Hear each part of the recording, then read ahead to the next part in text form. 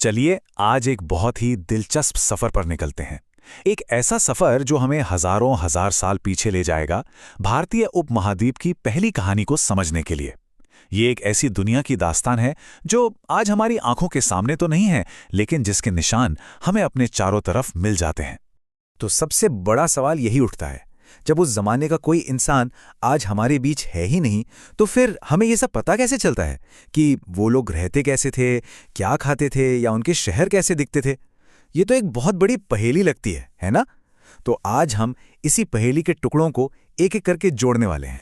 और इस पहेली को सुलझाने का काम करते हैं हमारे अतीत के जासूस। जी हाँ, ये कोई और नहीं बल्कि इतिहासकार और पुरातत्वविद हैं। इनका काम ही यही है, पीछे छूट गए सुरागों को ढूंढना और उनसे इतिहास की एक पूरी तस्वीर तैयार करना। ये एक्सपर्ट्स हर उस छोटे बड़े सुराख की गहराई से छानबीन करते हैं जो उन्हें मिलता है, चाहे वो कोई पुरानी हाथ से लिखी किताब हो या फिर जमीन की खुदाई में मिली कोई चीज। तो चलिए देखते हैं कि ये जासूस आखिर किन सुरागों का इस्तेमाल करते हैं। तो सबसे पहले बात करते हैं उन सुरागों की जिन्हें हम पढ़ सकते हैं। ये कमाल की चीजें हैं क्योंकि ये हमें हजारों साल पहले के लोगों के ख्यालों और उनकी कहानियों से सीधे सीधे जोड़ देती हैं। इन्हें हम कहते हैं पांडुलिपियां यानी मैन्यूस्क्रिप्ट्स। ये वो किताबें हैं जो पूरी तरह हाथ से लिखी जाती थीं।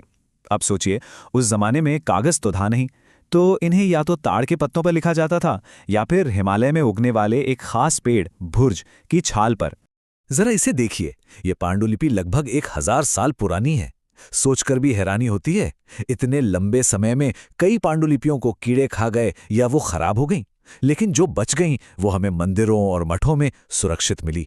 और इन्हीं से हमें उस समय के धर्म, दवाइयों, विज्ञान और राजाओं की जिंदगी के बारे में पता चलता है। अब दूसरे तरह के लिखे हुए सुराग हैं अभिलेख यानी इंस्क्रिप्शंस। मैन्युस्क्रिप्ट्स के मुकाबले ये बिल्कुल अलग थे। इन्हें पत्थर या धातु जैसी सख्त चीजों पर उकेरा जाता था, और इसका सबसे बड़ा फायदा ये था कि ये सदियों तक खराब नहीं होते थे, टिके रहते थे। ये इसकी एक बेहतरीन मिसाल है। ये अभिलेख सम्राट अशोक ने लगभग 2500 साल पहले बनवाया था।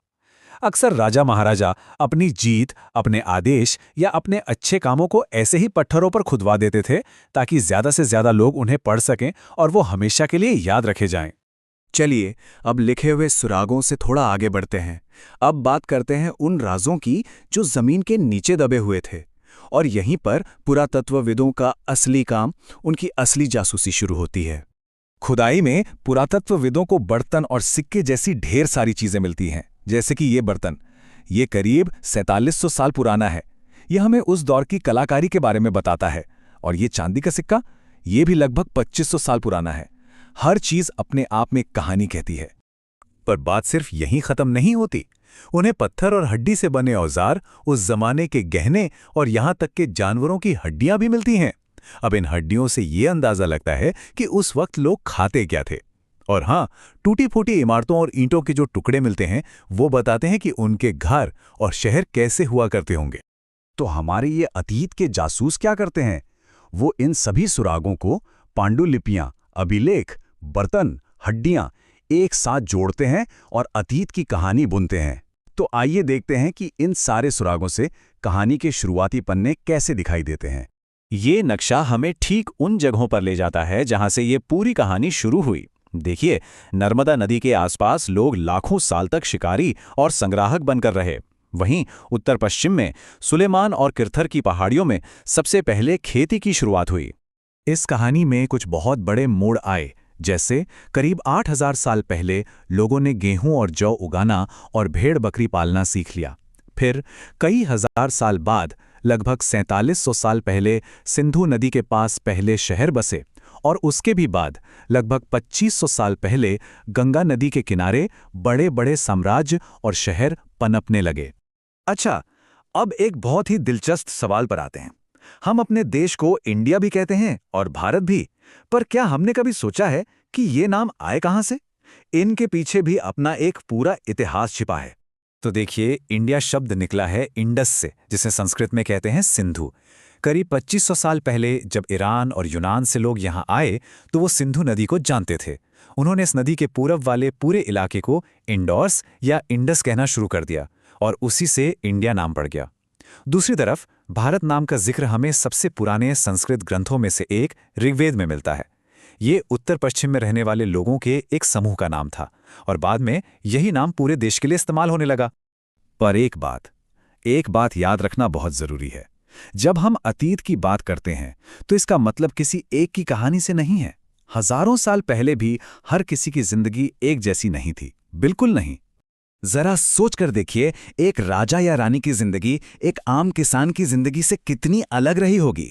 एक व्यापारी का जीवन एक शिकारी से एकदम जुदा था। जैसे आज भी अंडमान द्वीप के लोग शिकार करके अपना गुजारा करते हैं, जबकि शहरों में लोग खाने पीने के लिए बाजारों पर निर्भर हैं। उस वक्त भी बिल्कुल ऐसा ही था। हर समूह की अपनी एक अलग ही कहानी थी। हम इसे कुछ इस तरह कह सकते हैं, अलग अलग समूहों के लोगों के लिए इस अतीत के अलग अलग मायने थे। राजा अपनी जीत का हिसाब किताब, उनका रिकॉर्ड रखते थे, लेकिन एक आम किसान या शिकारी वो ऐसा नहीं करता था। शायद इसीलिए इतिहास और पुरातत्व हमें ज्यादातर शासकों और अमीर लोगों के बारे में ही बताते हैं, क्योंकि उनके छोड़े हुए सुराग हमें ज्यादा मिलते हैं। और यहीं पर मैं एक सवाल सोचने के लिए छोड़ रहा हूं। जरा सोचिए, आज से कई हजार साल बाद जब भविष्य के पुरातत्वविद हमारे समय की खुदाई करेंगे तो उन्हें क्या मिलेगा? हमारी बड़ी बड़ी इमारतें, हमारा प्लास्टिक का कचरा, हमारे स्मार्टफोन्स, वे हमारे बारे में क्या कहानी लिखेंगे?